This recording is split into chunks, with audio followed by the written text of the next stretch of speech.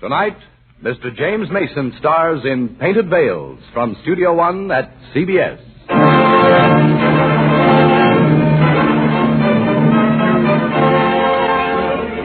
So, it's all decided, and without even asking what I thought. There wasn't time. Well, Esther Brandes, I don't think you'll need me any longer. Where are you going? To celebrate Christmas Eve. Alone.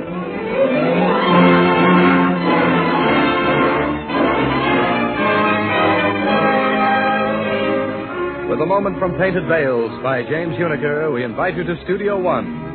A full hour of dramatic entertainment from radio's most celebrated playhouse. And now, to introduce tonight's great story, here is the director of Studio One, Fletcher Markle. Tonight, our story is a kind of carnival Christmas card in red and purple. Painted Veils, based on James Uniker's memorable and magnificent novel, is the portrait of a woman, Esther Brandes, the beautiful and perverse.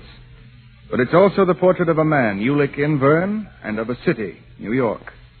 New York, when it was a big, small town entering the 20th century, the New York of 5-cent beer and Little Egypt, of Mark Twain and Lou Chow's and John L. Sullivan, and of grand opera that was very grand indeed. A town that was gay and young in the bright days before it grew into the sky. And tonight, starring as Ulick Inverne in Vincent McConnor's version for listening of Painted Veils, we have with us one of the most exciting and exceptional personalities in the world of motion pictures, Mr. James Mason. And with Mr. Mason, you'll be hearing Mercedes McCambridge as Esther Brandes, with the soprano magic of Eileen Farrell recreating Esther's singing voice. Kathleen Cordell plays Mona, and as Paul Goddard, Everett Sloane. Herewith the Christmas card from Studio One. Please to begin.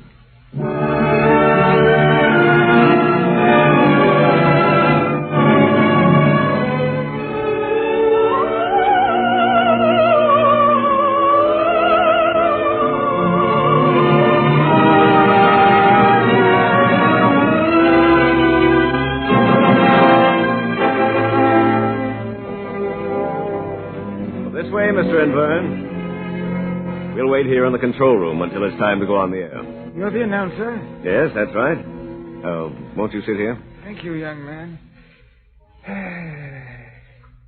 How different everything is today. It always continues to amaze me the way radio has increased the public's knowledge of fine music. You've had something to do with that yourself, Mr. Inverne. We're very grateful to you for coming down here tonight, Christmas Eve, to take part in our broadcast. I'm delighted to do it. Brings back memories. Besides, you're going to broadcast the voice of Esther Brandes. I want you young people to hear her at her best. That record I just gave you was made when she was at the peak of her career. The young man will take good care of it. Oh, yes. Yes, he's already putting it on the turntable. Forgive an old man's concern for a cherished memento of the past. You see, as far as I know, that record is the only one of its kind in existence. So I understand. Mr. Inverne, was Esther Brandes really one of the greats? In a class with Caruso, Melba, and Sembe? Indeed she was. I know you young people are always skeptical of anyone who prattles about the old days of grand opera and great voices. But wait until you hear this record. There seems to be so little real information about Esther Brandes' private life. Mostly press agent stories. They're based on fact, most of them. Esther Brandes was an astonishing personality. A very beautiful woman. Her hair was a strange blue-black, and her eyes were a peculiar dark green. I've seen a number of photographs. And I've always thought she looked like a completely different person in every role she sang. Young man, Esther Brandes was not one woman. She was many women. She was impetuous, vital, and unpredictable. Sometimes adorable, sometimes ruthless. Esther Ishtar, the daughter of sin. In my long career as a music critic, she was the most ambitious singer I ever knew. We still have some time before you go on the air, Mr. Inverne. Could I get you a glass of water? No, nothing, thank you. Well, then, if you'll excuse me, I'll see that everything's ready. I'll be back in a moment. Certainly. What did she look like, Esther Brandes? Where did she come from? When did she first arrive in New York? I'm very bad on dates. Let me see. It must have been 1896 when Esther Brandes first came to New York. November 1896. I remember it was a winter veiled in snow. I was doing a bit of writing, music criticism, that sort of thing. In those days, most of the city's musical life was downtown. Esther had engaged a room in a boarding house run by a French couple over in the Chelsea section.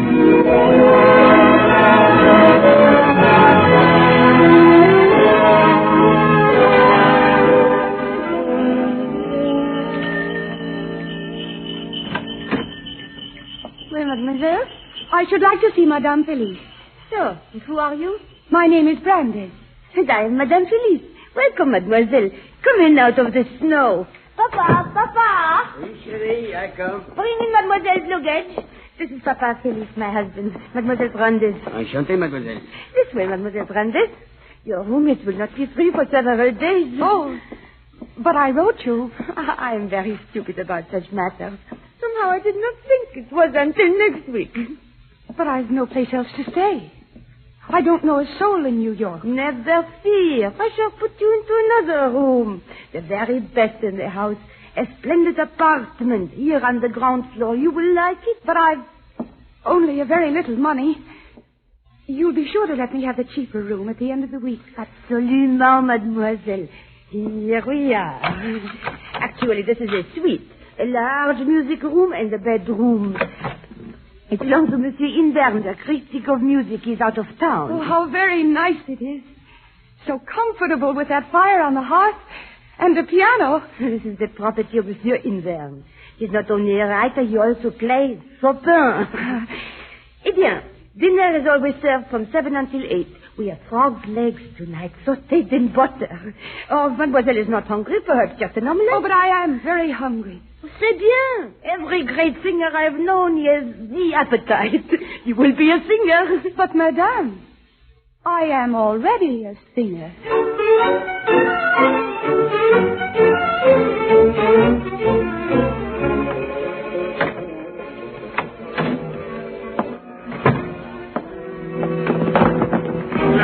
Who's been moving my furniture about? What's happened here? Who are you? What are you doing in my room? I might ask you precisely the same question. In fact, as soon as I light this chandelier, I shall ask you. Ah, very attractive young lady. You get out of here. This instant. I shall call Madame Felice. But this is my room, and you're in my bed. You? Then you're...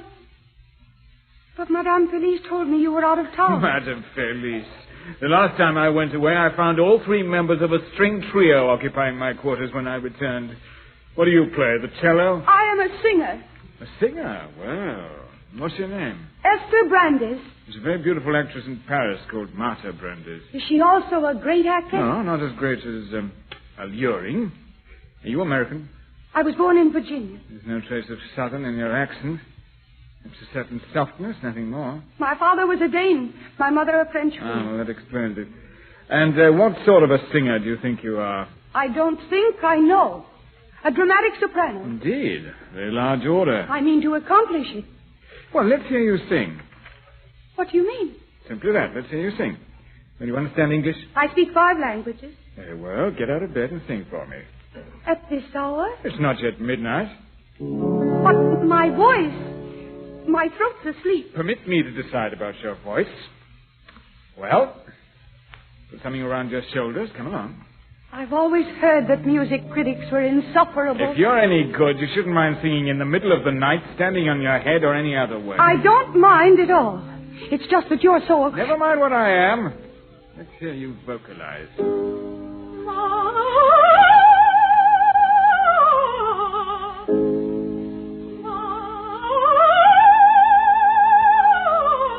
Not bad. Really, you're exasperating. What do you mean, not bad? I mean, not bad. Do it again.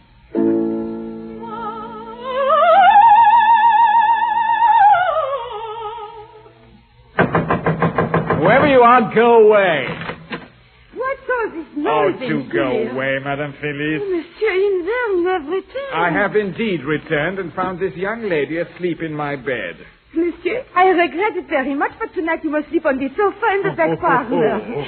I'll find Mademoiselle Brandes another room in the morning. Thank you. Good night, Mr. Invern. Good night, Miss Bradley.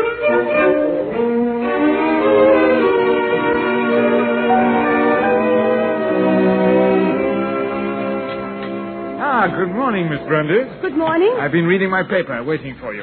Won't you sit here with me? Thank you, no. I prefer to eat breakfast alone. Sit down, mademoiselle. It's your table. Here with Monsieur Invert. Now, déjeuner pour deux? Oh, but I'd rather not... Everyone is assigned a regular table at the Maison Felice. This is ours, Miss Brandes, yours and mine. We'll always dine together. Shall we, indeed? Come, sit down. Very well. Bien. I tell madame you are here. Chérie, Mademoiselle Brandes. She wait for breakfast? This is Bohemia, Miss Brandes. At dinner time, this room is filled with celebrities. Painters, actors, musicians. I would apologize for last night, except that you were in my room. Suppose we forget the entire incident. Oh, but I can't do that. I must do something for you to make up for what happened. Last night, you said that you mean to be a singer. How do you intend to accomplish that? Perhaps I could help you. My plans are quite clear. I shall begin by studying at the Conservatoire Cosmopolitain. Indeed. I suppose you've heard of such a school? Yes, I believe so. It happens to be the finest conservatory of music in America. Really? Yes, and I have a letter to Madame Fouchmadi. She's one of the instructors there. Do you also know of her? Oh, yes, vaguely. Here we are. Déjeuner pour deux. Oh, but that's only chocolate and rolls. Rolls? My dear young lady, these are the most delicious brioches you'll find on the entire island of Manhattan. And this is all you get for breakfast? Mademoiselle, do not be disturbed. For you, I'll fix a special omelette. It will take but a moment. You will serve with Papa. Come. Come, chérie. You realize, Miss Brandes, Madame Fouchmadi is a great teacher. Unfortunately, she's so busy with her own concert work that she can take very few pupils. She will have time for me. And when do you intend to see her? Immediately after breakfast. I wish I might hear you sing before you audition for Madame Fouchmadi. Last night I could not tell what your voice was really like. I have been told that it is placed to perfection. Indeed. And what are your other qualifications? I am also a trained musician, Mm-hmm. pianist and accompanist. I read and transpose at sight, and I have... I know all about you young women who do everything. All you young hopefuls are all alike. Complete egotists. Well, Miss Brandes, you have ambition, and I suspect intelligence. Well, I suppose I should thank you. You have presence and beauty. With your self-confidence, you may even become a great artist, if you also happen to possess a voice. I do possess a voice, and I will become a great artist. I must. We shall see. My parents also wanted to be great artists. My father was a baritone and my mother a pianist. What was their name? You never heard of them. Neither did anyone else. They died unknown in a small Virginia town. Well, I'll make up for that. I'll be famous. The world will hear of Esther Brandes. Yes, I expect it will.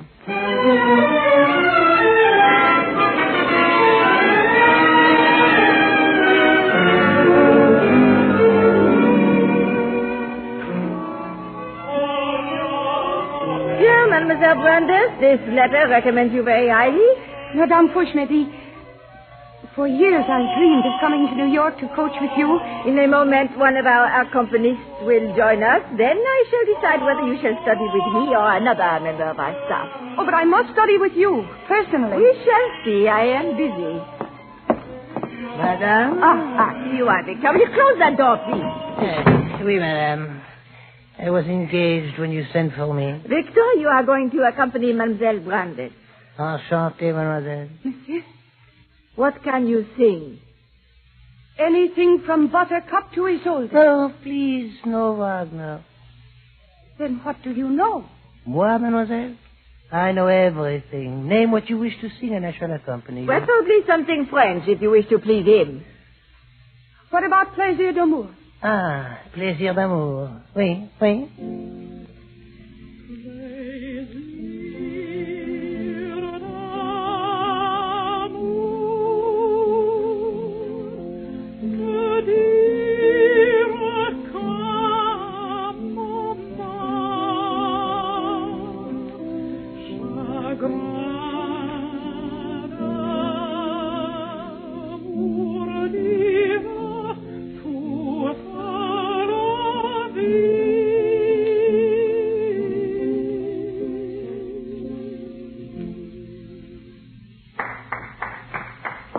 quite right, Miss Brandes.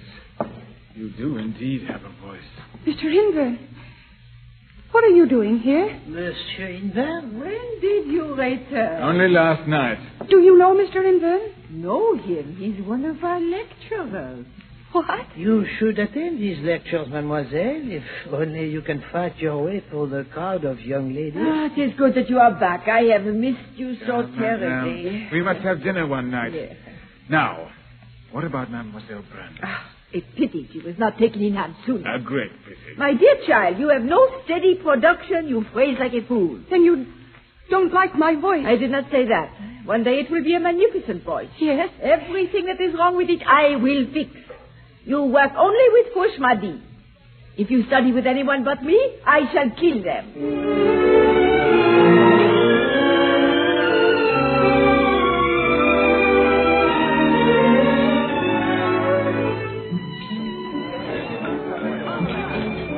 Oh, this is a wonderfully exciting place. What's the name of it? This is a very famous restaurant. It's called Lu Chao. Oh, yes, my father ate here once, years ago. He always talked about it. Lu Chao's is an excellent place for any sort of celebration. And this is a real celebration. I'm going to coach with the great Madame Fouchmadi. Me, Esther Brandes. I'm celebrating quite another thing. Are you, Mr. Inver? Yes, I'm celebrating my meeting, Esther Brandes. That's very sweet of you. Especially after I was so rude. Not rude, spirited. You could never be a singer without spirit. Now, I'll order the wine. This calls for champagne. Then we might have roast goose or saddle of hare. Hello, Ulrich. Mona, what are you doing here? Is your brother in town? No, I'm with some friends. We just came in and I had to speak to you before we found our table. This is Miss Milton, Miss Brandes. How do you do? I didn't mean to interrupt, Miss Brandes, but I want to find out whether or not Ulrich was going to the opening night of the opera next week. Nellie Melba singing Marguerite. Melba in Faust? But of course I shall be there. Oh, then I shall see you. We'll have a rendezvous between the acts. Who's taking you? Oh, I suppose my parents. They have a box. Good night, Miss Brandes. Good night, Miss Milton. I'll see you at the opera, Ulrich. I'll look for you. What did she call you? By my first name, Ulrich. Ulrich? Ulrich Inver. It's rather a strange name. Who is she? Her brother and I are old friends. She's very beautiful. And very young. Obviously you didn't expect to see her tonight. No, I certainly did not. And just as obviously she hoped you'd say you were taking her to the opening of the opera. That, of course, is quite impossible. Oh?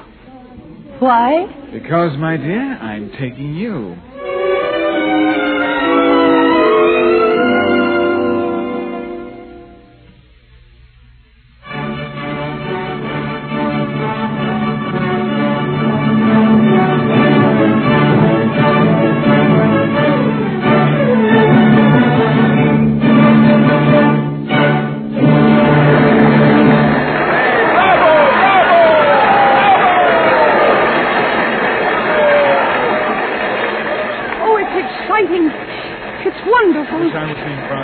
And 4 more acts to come. I envy you your enthusiasm. Someday I shall be singing here. Hello, there's Paul Goddard sitting across from us. Oh, who's he? He's one of the wealthiest young men in New York. Beyond that, what does he do? Very little. He inherited the Goddard fortune. His father was one of the founders of the opera. Paul's taken over most of his father's projects, including the Goddard Musical Foundation. Isn't that the foundation that gives scholarships to singers for study in Europe? Yeah, that's the one. Oh, that interests you. Well, he isn't unattractive, you know. Come along, we'll take a turn in the lounge. But we'll be back in time to hear the start of the next act. Oh, yes, absolutely. Yes, I don't want to miss a single bar of the music.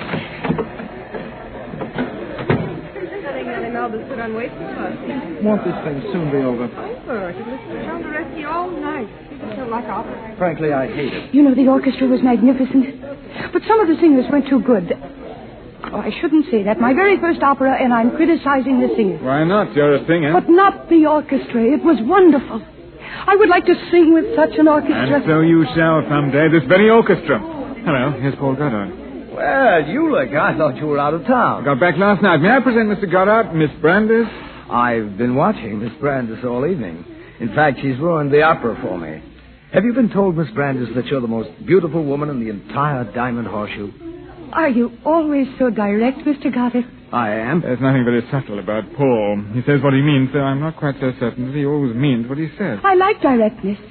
Mr. Inburn says you're the famous Goddard of the Goddard Musical Foundation. Oh, don't tell me you're a singer. Yes. Well, we're always interested in promising young singers. Julic, I've searched everywhere for you. No, my dear. You promised that we... Oh, Miss Brandis. Good evening. And Paul, how nice to see you. Hello, Mona. Well, Paul, shall we go back to our box? Back to... Oh, yes, back to our box. By all means. But, Esther... Then you and Miss Brandis, you aren't together? Well, I'm with Mr. Goddard. Isn't that right, Paul? You most certainly are. Perhaps we'll see you later, Miss Milton. Yes, perhaps.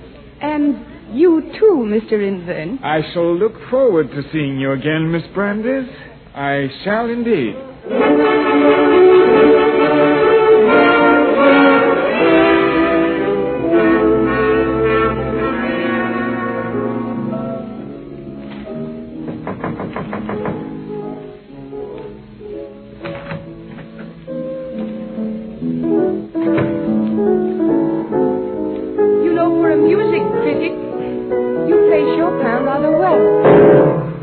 My dear young lady, apparently you're above all the ordinary rules of courtesy.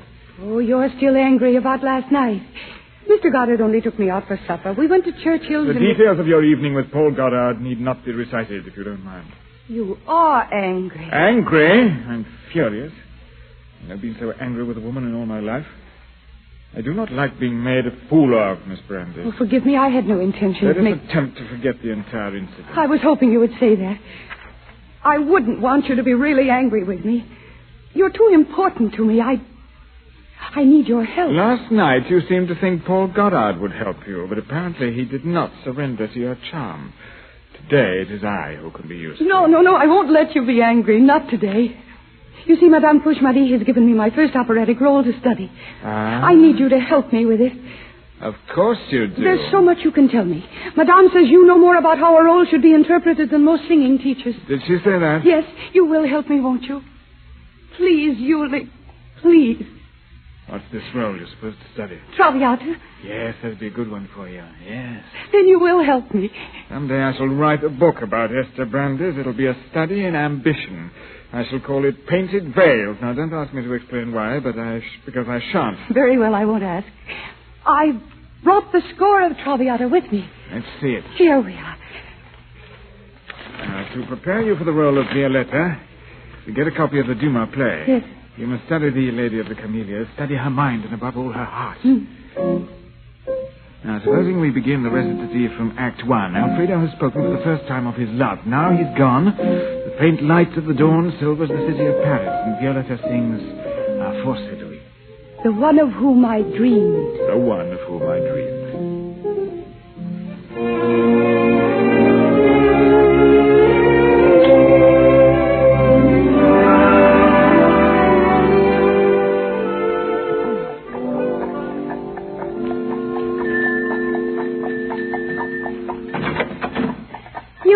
Mona, what are you doing, answering the door? I've been waiting for you to come.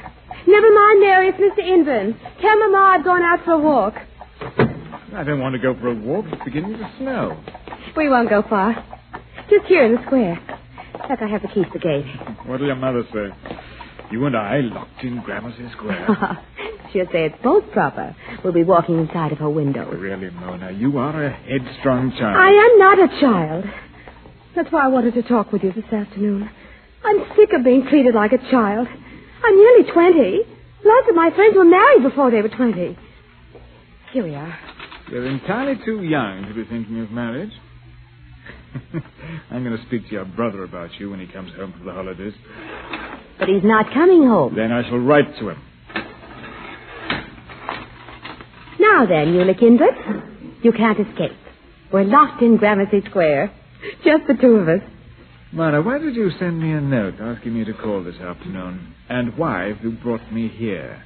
I had to talk with you where no one could interrupt us, especially your operatic friend. By the way, Paul Goddard's seen quite a bit of Esther Brandis. You are a minx. Yulik, I've got to know. Are you in love with Esther Brandis? You've no right to ask such a question. I shall die if you love her. I shall. No. Why are you talking like this? Because I'm in love with you. But you can't be. I can be. And I am.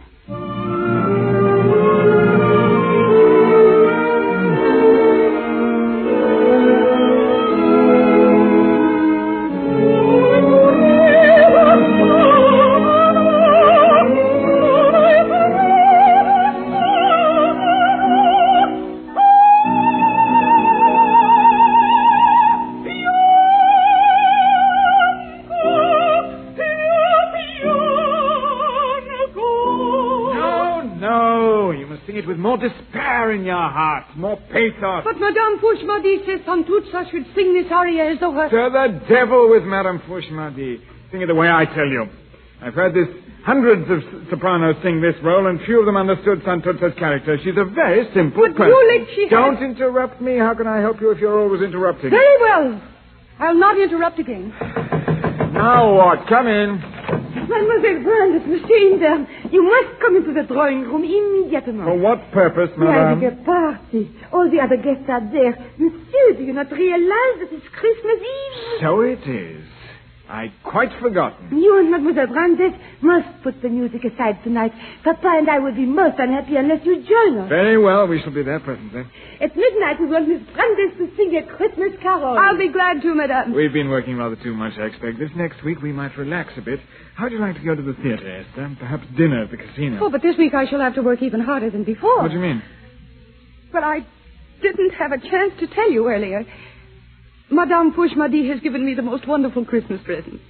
I'm to make my debut at the Academy of Music. What are you talking about? Madame arranged an audition for me. How dare she do such a thing without consulting me? But Ulrich...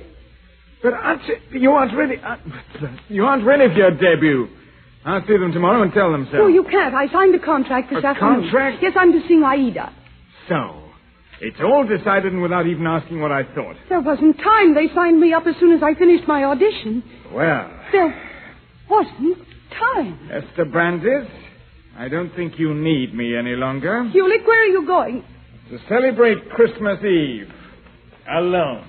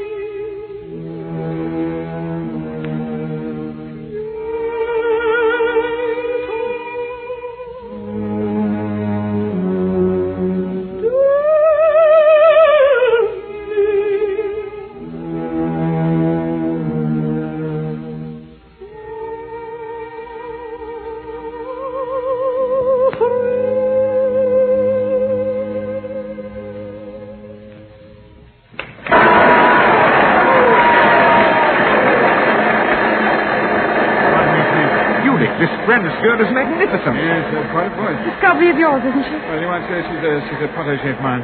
Now, if you'll excuse me. Why don't I discover a beautiful young...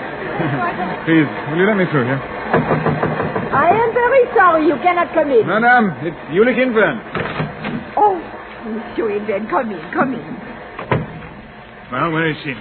Esther! I come to apologize. You are magnificent. I'm sorry that I deserted you. Monsieur, it is she who has deserted you. What? Believe me, monsieur, this girl will get everything she wants. Of course she will. She's ambitious. Perhaps too ambitious. She needs patience and perhaps a little gratitude. I'm afraid that's too much to ask, madame. Well, what is ambition without a heart? Esther has a tremendous heart. Why are you talking like this, madame? Oh, you are right, monsieur. She does have a heart, but it is cold, like a hard-boiled egg. Where is Esther? She has gone with Monsieur Godard. With Paul? Our little songbird has won a scholarship from the Godard Musical Foundation. I knew she would. Where's he taking her? He is driving her to the ship. Esther is sailing at midnight to study in Europe. And she left no message for me? She had other matters on her mind, my friend. I, for one, shall never forgive her. Oh, yes, you will. With a voice like that, we'll all forgive her.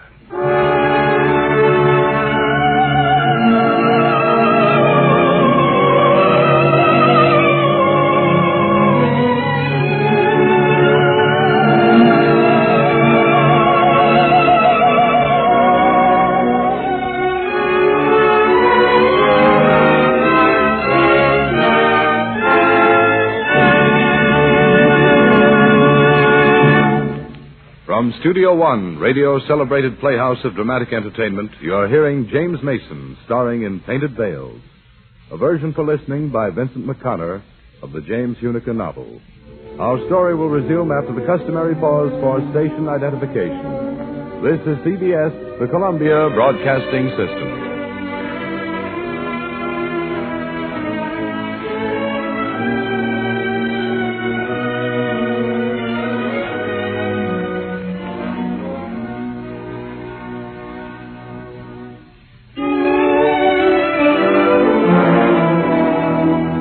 From Studio One, we continue tonight's full-hour dramatic entertainment.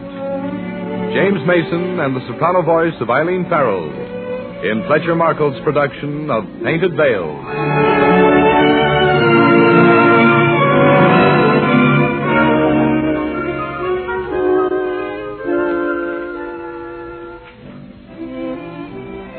And when I get married, I want a tremendous house and dozens of children. Ulick. You haven't heard a word I've said. Sorry, Mona. No, as a matter of fact, I haven't. What were you saying? It wasn't important. At least not to anyone but me. Well, you two having lunch? Oh, won't you join us, Paul? Oh, Goddard, I thought you'd gone to Europe. Well, whatever made you think that? I heard you went on the same boat with Esther Brandis. Oh, the way stories get around. Just because I drove Esther to the dock, everyone apparently thought I sailed with her. Actually, I've been up to Boston for several weeks on business. I hope you'll deny the whole story the next time you hear it. I shall. I certainly shall.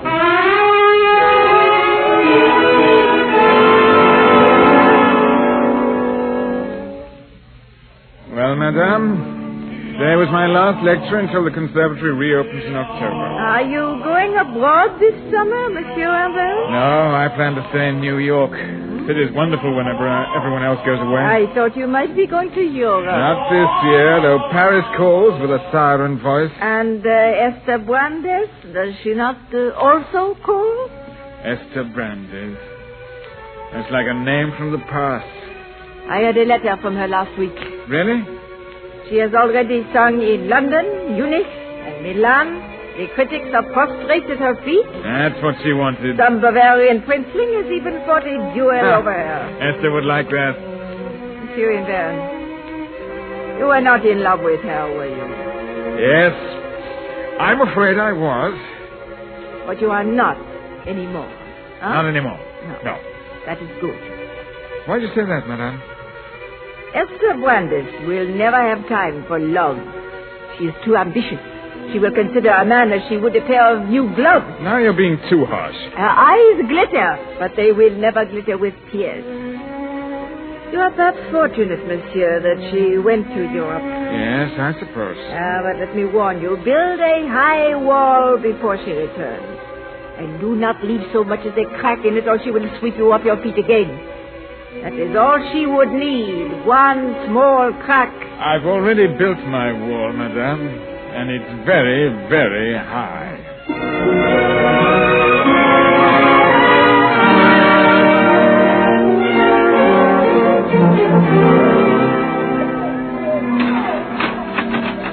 Mrs. Square will soon belong to her. We spend a good many hours here.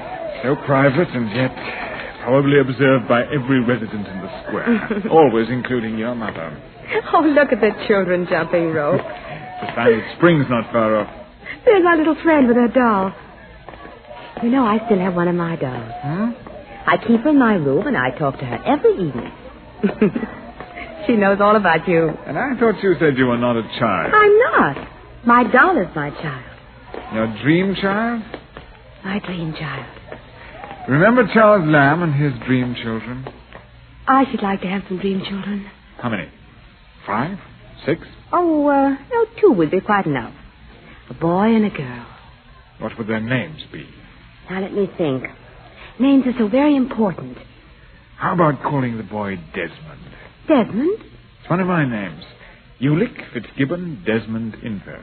Oh, that's too much name for anyone. Yes, it is. All right, we'll call him Desmond. And suppose we call the little girl Grana. Well, why Grana? Oh, don't you remember? The white horse that belonged to Brunhilde was called Grana. Yes, I also remember the white horses in Rosmer's home. They always foretold trouble. This is not a horse we're naming, a child. A dream child. Desmond and Grana. Our dream children. Yes, my dearest. Your dream children.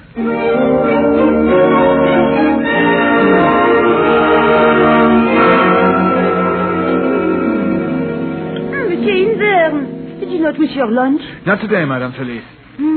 How handsome you look. Men should always wear white suits. This one will be grey before evening. I'm driving down to Coney Island to see a prize fight. Monsieur, I've been meaning to tell you I had a note from Mademoiselle Brandes. Esther? She's singing at Bayreuth. Is she? Cosima Wagner herself invited her there. Personally, I do not like Wagner's music, but it is a great honor to sing Brunhilde at Bayreuth. A very great honor. In her letter, she asked for you. Did she indeed? Shall I give her a message for you when I arrive? No, madame. I have no message to send Esther Brandes. No message at all.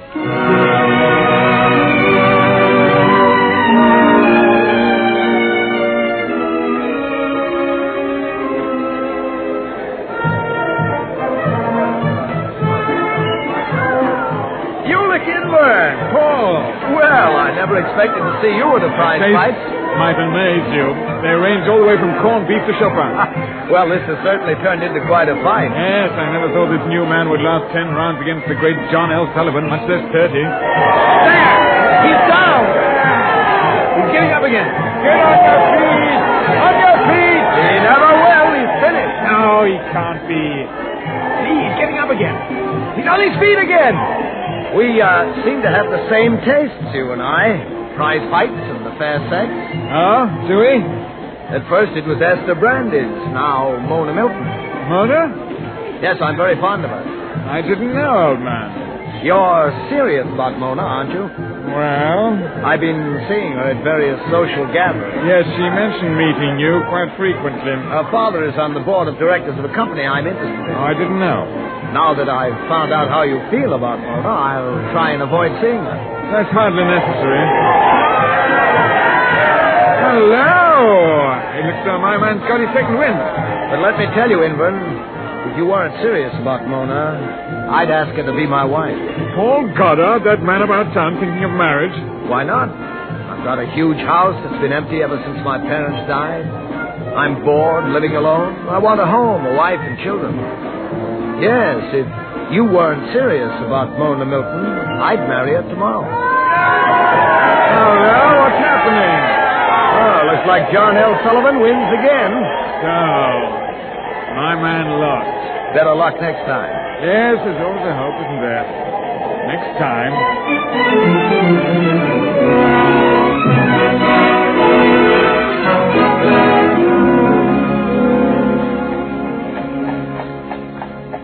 The shops are beginning to shine like Christmas. Yes, Fifth Avenue is a magical sight at this time of year. As though all the windows were straight out of a dream.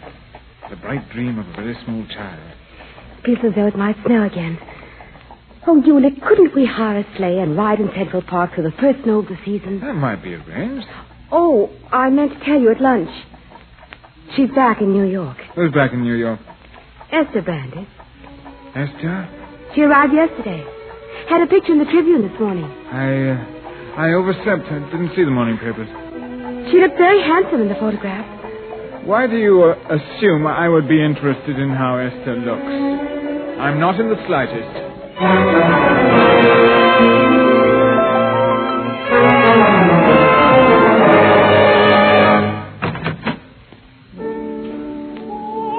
Oh, Monsieur Indra. Good evening. That voice. Hey, Esther Brandis. She's back. A voice. More wonderful than ever. I have no ear for music, monsieur. All I want is a quiet corner where I can read my evening paper. More wonderful than ever.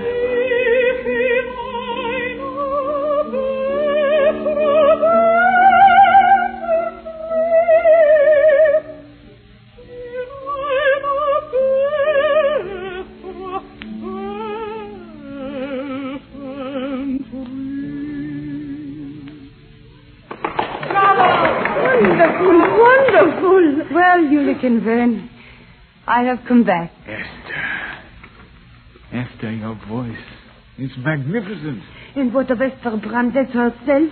Is she not also magnificent? She is indeed. Madame, you are looking only at my Paris gown. She goes away, a young girl, and she returns a woman. Elle est ravissante. Oh, but now she lives in great style. Not at the Maison Felice, but at the Murray Hill Hotel. Esther, I must talk to you. Can't we have dinner tonight? I was hoping you would ask that. Just the two of us? Alone? Alone.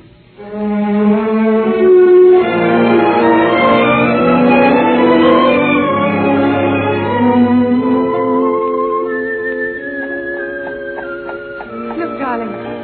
It's just beginning to snow. Snow? It can't. But it is. See for yourself. I promised to go a sleigh ride in Central Park. Well, some other snow. Yes, dear. It has been a happy evening. I'm forgiven, then. Forgiven? For running off to Europe. For all the other selfish things I did. You're forgiven. Utterly and completely forgiven. Ulick, I need you more than ever. That's why I've come back. Even with my appearances in Europe, I still feel inexperienced. There's so much I have to learn. Well, this is a new Esther Brandis. Darling, we're almost at my hotel, and there's something I want to tell you. You didn't bring a husband back from Europe? Oh, heaven forbid. Then nothing else matters. Oh, yes, this matters. It matters very much. I'm to make my debut at the opera. When? Which opera? Christmas Eve, La Forza del Destino. Good! Leonora's a fine role for you. Perfect. But you must help me. Madame Fouche-Madi will coach me, but you must also work with me. We'll start tomorrow. Characterization first, then into the music. Oh, my darling, I knew I could depend on you. We must work especially on the Pachi Pacho Myojo from the last act. Yes, I know. That's the difficult aria, but you have the voice for it, big and rich and wonderful.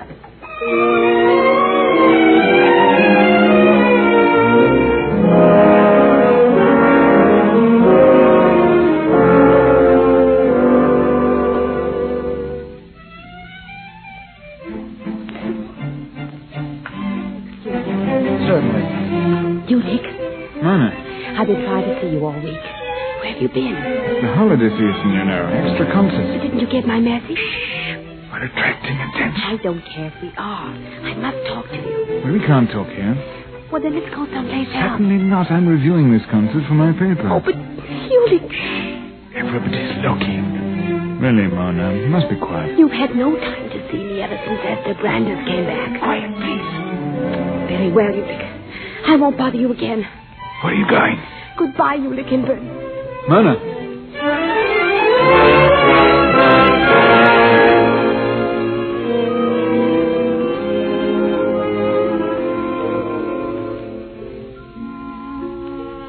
It's good to sit here before the fire. Forget about the opera for one evening. For a little while, you've suggested a woman who is not also an operatic diva. Tell me, how is your novel coming? Novel? What are you talking about? You're writing a book about me. Don't deny it. Madame Felice told me. Ah, she's such a gossip. You told me yourself before I went to Europe. You were going to call it Painted Veils. You've good memory. What does that mean? Painted Veils. My heroine calls herself Ishtar. Ishtar. An exciting name. She, too, is an opera singer. As intriguing and as tantalizing as that other Ishtar. That Babylonian goddess, the pure in heart who wore the 7 veils. The book will, I hope, be a sort of modern parable. Naked nerves, mighty music. May I read it? This parable? Someday. Ever since you left for Europe, I've been working on it. That was one way to forget you, to write about you. That made it easier not to write letters. What shall we do tonight? What about dinner at Moretti's? Then half an hour at one of the music halls. Wonderful. Perhaps Costa and Beals. After that, we might hire a carriage and... Monsieur Inverne.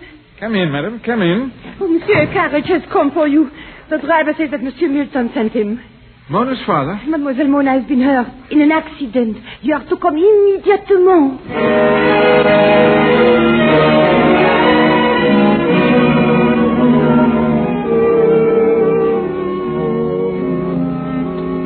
I'm very grateful to you for coming, Mr. Inverne. Is Mona seriously hurt? We do not know. The doctor will return in the morning for another examination. If you'll come upstairs, please. Certainly. This way. I knew that you and Mona had been seeing quite a bit of each other. The doctor said it might be good for her if you were here when she regains consciousness. Is she still unconscious? Yes, he's afraid there may be some concussion. How does it happen? We don't know. Apparently she was crossing the street here in front of the house, going over to the square. In the storm, she must have somehow walked into a passing carriage. They found her crumpled in the snow. This is her door. She seems to be weeping. Yes, she's been doing that ever since they brought her home. I placed her doll in her arms, and she seemed to know what it was. See how she clutches it. Poor child. She looks so very small. What's that she said? I don't know. It seems to be a word or a name. Don't know what. Paul. Paul. It is a name, Mrs. Milton. Someone else is needed here. I'll find him. Tell him what's happened. Mona's calling Paul Goddard's name, not mine.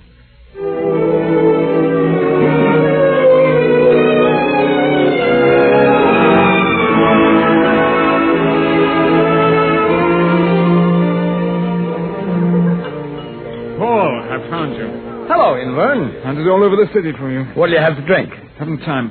Mona's been hurt in an accident. What? Badly hurt? I've no idea yet. When she's regained consciousness, she asked for you. Oh, but I haven't seen Mona in weeks. Not since you and I... She's in love with you, Paul. With me? But what about you? Never mind about me. I've got a carriage waiting outside. Take it and go to her. This is a side of your character I never suspected. Frankly, I never suspected it myself. Well, thanks, Inverne, for everything. Good luck to you.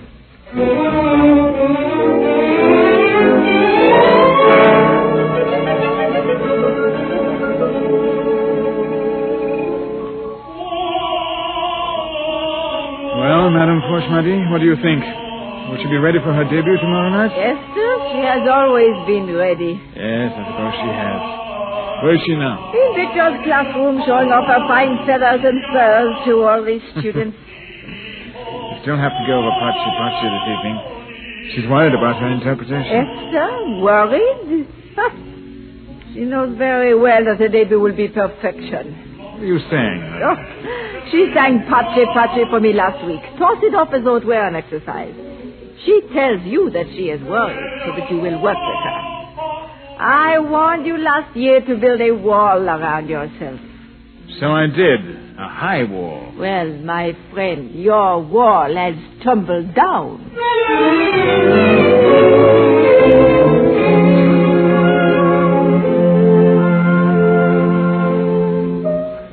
And this area is actually a prayer. Very simple, completely sincere. That's how you must sing it. But Leonora thinks her lover is but dead. she also believes that her own life is finished.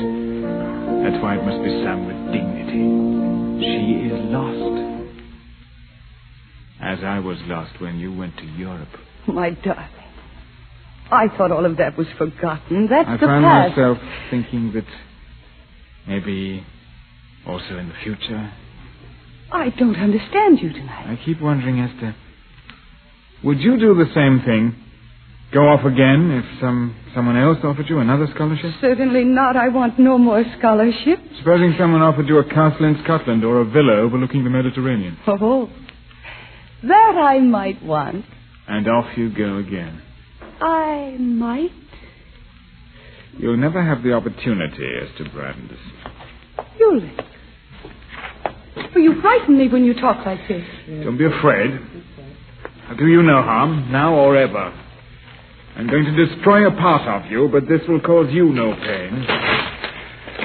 Because this is part of you that was never really part of you at all. Ulrich, your book. This is an Esther Brandes who never existed except in my mind. No, don't throw it on the fire. Oh, no. There. One Esther Brandes is destroyed in these flames. The other Esther Brandes will go straight on to her goal. Stardom at the opera, the toast of every continent, all the things you want. Your manuscript is You'll nothing have but your ashes. triumphs, Esther Brandes. You'll achieve the success you're after. All of it and none of it. I'm going back to my hotel. You'll realize every ambition, every desire. Shall I see you tomorrow night before my debut? If you're seeing well, I shall come to your dressing room afterwards. Aren't you going to wish me success? You already know that you'll be a tremendous success.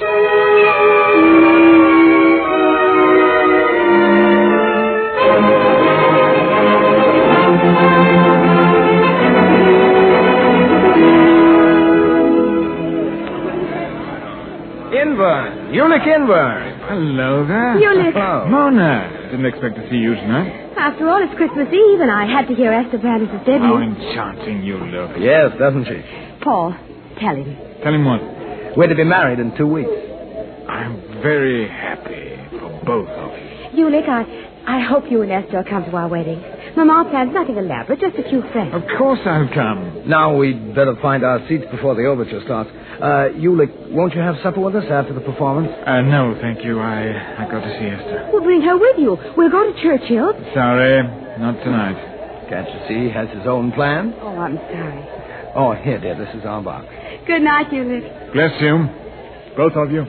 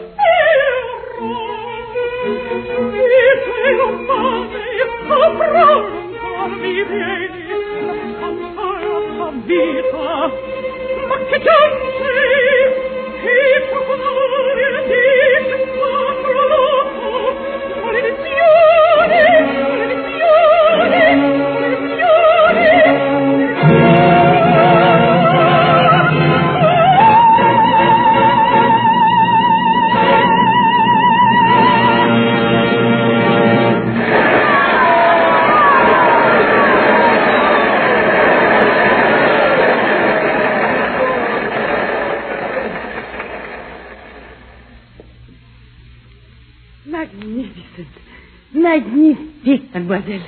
Even Papa stayed awake. Never before has he kept his eyes open for the whole opera. Phyllis, would you see who that is? Oui, mademoiselle. So I must go back to the Maison Felice. We are having a little party in your honor. Madame Felice. Monsieur Inverne. Come in, darling. I've been waiting for you. Tell me, how was I? You know very well you were magnificent. Oh, of course she was. But she wishes to be told. Now I must get home. Mademoiselle, promise that you will join us later. Yes, I'll stop by for a few minutes. You also, Monsieur Inverne. We will expect you both. Thank you, Kelly. Yes, Thank you very there. much. I had to say I'd go to a stupid party or she never would have left us. Then, you aren't going to be there later? Certainly not. I have other plans. Kiss me, darling. No, Esther. I'm sorry. We aren't going to have another scene like the one last night. There's an old saying, in the heart of every prima donna there's a broker. Instead of stocks and bonds, my dear, you deal in emotions. You use them as a form of exchange with which to pay your personal bills. I don't think You I are like this. indeed a prima donna, made of harps and marbles. You've no right to talk that way. You expect everyone to fetch and carry for you. Anything from a paper of pins to a human soul. Miss Brenda, are you there? If I should go on seeing you, being with you, I'd come to hate you, Esther Brandes. We'd hate each other. And that's something I couldn't survive. Your hate would devour much more than your love. I had planned to take you out to supper tonight to toast you and wine and adore you. You needn't bother. I'd already promised to have supper with Prince Ludwig. You know, I find myself curiously detached. I don't care. Not at all. I'm not angry, not jealous. Have supper with your fat prince. Live your life, Esther Brandes. I shall. Don't worry. You belong to the world, not to me, not to any man. And yet you will always belong to me, as you can never belong to anyone else. Whenever you sing, no matter where you are, you'll always be singing to me. You'll always be remembering. Yes, Esther Brandes, in a certain way, you'll always belong to me. Forever. Now, your adoring public is waiting to sweep you off your feet. Ulick, I'm sorry. And here they are, Esther Brandes. I give you your public. No, Ulick, don't go. No. Magnificent. Farewell, Esther Brandes. Farewell.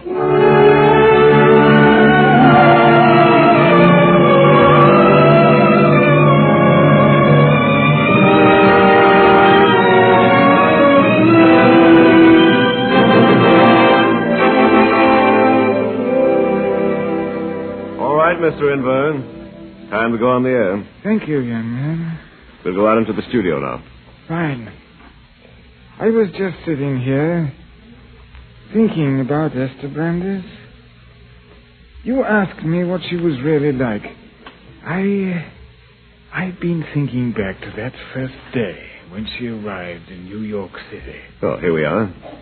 You can sit at this table. Thank you. It's just midnight.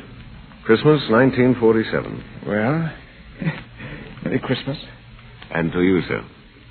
I'll sit here across the table from you. As you talk, we'll start playing the record of Miss Brandes' voice. Excellent. Here, 10 seconds and we're on the air. You have your script? Just a few notes I wrote down. Now, which pocket did I put them in? Here they are. 5 seconds. You signal when I start talking. Certainly. Now, you must be quiet for just a second. I won't say a word. Good evening, ladies and gentlemen. Tonight, midnight, Christmas Eve, we are privileged to broadcast the voice of the great American opera star, Esther Brandes, on a unique recording from the private collection of the noted music critic, Ulick Inverne. It was he who discovered Esther Brandes and coached her in many of her greatest operatic roles. Mr. Inverne has graciously come to our studios tonight to say a few words of introduction. Mr. Inverne. She was a great artist, Esther Brandes. Yet, curiously, through the years, she came to be known, especially to recent generations, not as a great diva, but as one who sang a simple hymn of faith. Silent Night. Esther Brandes sang Silent Night every Christmas Eve, sometimes from Paris, on other occasions from South America, Chicago, or from a ship in mid-ocean. Tonight, once again, we are to hear the voice of Esther Brandes as it was recorded more than 25 years ago. As you listen now with me, I wonder if you, too, will hear her voice, not as it sounds on the record, but as it sounded many years ago. Young and glorious. The voice of Esther Brandes.